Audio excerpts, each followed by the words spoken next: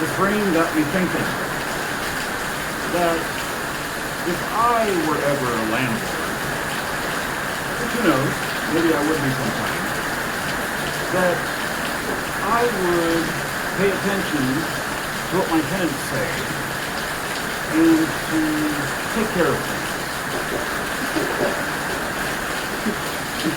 You know what brings this up is the fact that in this house that I'm in, which is 3,000 square feet, which is costing me $2,200 a month,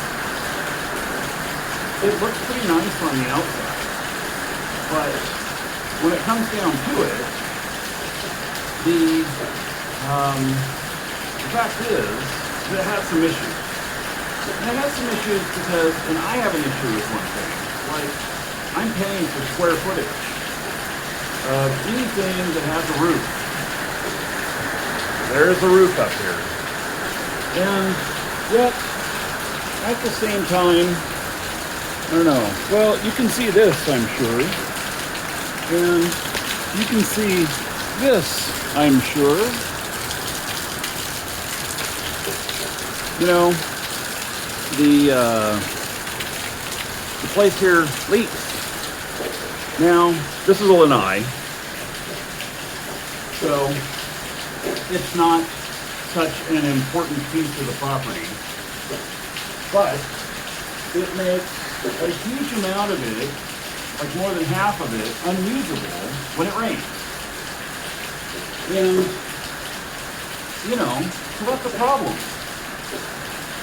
And I get having a budget and everything, and needing to make a profit on your business. So this being a rental, you know, you need to make a profit. I get it, you know. And part of that might be in the equity that they gain in the house, and part of that might be in the, you know, what they charge monthly and what's left over each month.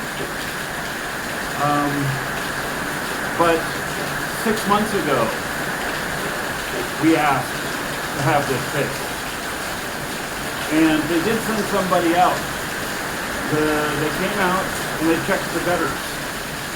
I mean, what they said was, oh, it was overflow from the gutters. No, not overflow from the gutters. This is coming from the ceiling. But what they thought was, is if they cleaned up the gutters, then it wouldn't pool on the roof here anymore and it would be fine. The thing is when it rains here in Florida, it rains a lot. The raindrops are big.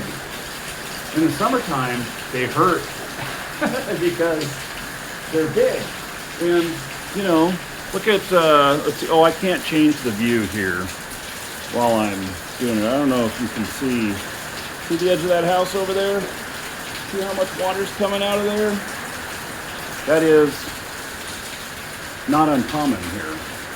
And in fact, the drain pipes are typically pretty big. You know, I've got quite a bit of water coming out here. So you can see water is coming out. Well, I'm getting wet too. But anyway, you know, if I were a landlord, this is just me, if I were a landlord, I would at least communicate with the tenant, and I would be honest with them. They're like, okay, so it leaks in the lanai, and you know, it happens every time it rains, and I don't want to spend the $3 or $4 grand to get it fixed. So how about I take that square footage off of the rent? I don't know how big this is. It's like 20 feet by 12, something like that. And so, you know, that at least would be a compromise. And, you know, then if it was really, really important to the tenant, like they did a lot of parties out here, or they, you know, they were using this as living space, which some people do in Florida, then, you know, I'd have to fix it. Anyway, I just think about these things because, you know, being a business owner, being responsible to my customers, and being a customer here, renting this place, man, this kind of stuff just bugs the crap out of me. It was 6 months ago that we first turned in a ticket about this. I have turned in a couple of tickets about it, and I've been in communication with the property manager via email about it, asking for status at least 10 times. Now, I finally gave up, which is, by the way, what a friend of mine has said is the tactic, is that you just don't do anything, and eventually they will give up, and you still get all the money. That's where I'm at right now. Except, I look at this as we're trying to buy a house right now. And I still have another 6 months on the lease, but we're working right now on buying a house. And what if next month I get that house, then I have a lease for another 5 months, plus I have the house payments. I'm not a rich guy. I don't have all kinds of extra money. So, it'd be a bit of a stretch. Can we do it? Well, yeah, but, you know, that extra stretch, that's pretty big.